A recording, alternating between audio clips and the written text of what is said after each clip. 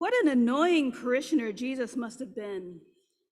You think you're going to have a lovely liturgy in your synagogue, you've got everything planned, the perfect music, who's going to speak, and in walks Jesus.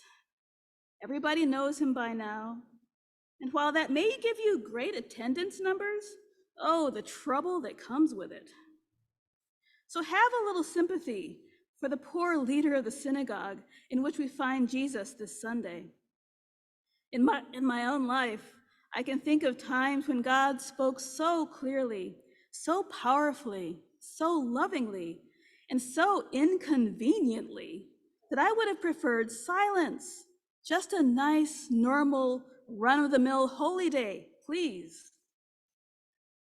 But this passage that we read this morning is in keeping with what we've heard from Jesus in the last few weeks. It has urgency. Jesus comes to this synagogue and sees a woman whose life has been debilitating. And Jesus says he can't wait until tomorrow to act. When God calls for healing and gives the grace to accomplish that healing, he must act in the moment. And the people in that synagogue who see this aspect of God rejoice. Because there is something else going on besides just this woman's healing. This is an act of liberation. This woman is freed from what has had her bent under its weight for 18 years. And the people who see this healing and hear Jesus' message are liberated from the narrow definition of what it means to be full of faith. The people who praise the work that Jesus has done are liberated from a narrow definition of God's work in the world. God is not only to be worshiped. God is not only to sit in the temple and receive pleasing sacrifice. God is to be acted out among God's people. God's mercy is meant to be a living and dynamic presence among the faithful. God's love is an unbounded and uncontainable force that is meant to make us stand up straight and be transformed. Opening ourselves up to the fiery presence of God is the work of the gathered faithful. Opening ourselves up so that God can act through us will cause us to praise and worship as these people in the synagogue did. But opening ourselves up to the living and active presence of God will also cause us to heal and to liberate. The work of healing and liberation go hand in hand. If we work to heal, we must also work to liberate.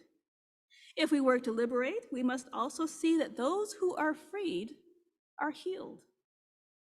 Many of us are, at one point in our lives or another, bent under some debilitating weight. I can't turn on the news in the morning without feeling the weight of the hard-heartedness, the greed, the hunger, the hate that holds so much sway in our world right now. We are a world grieving and wounded and in need of healing. We are also a world in need of liberation. Liberation from the falsehoods and fears that reward a self-centered life.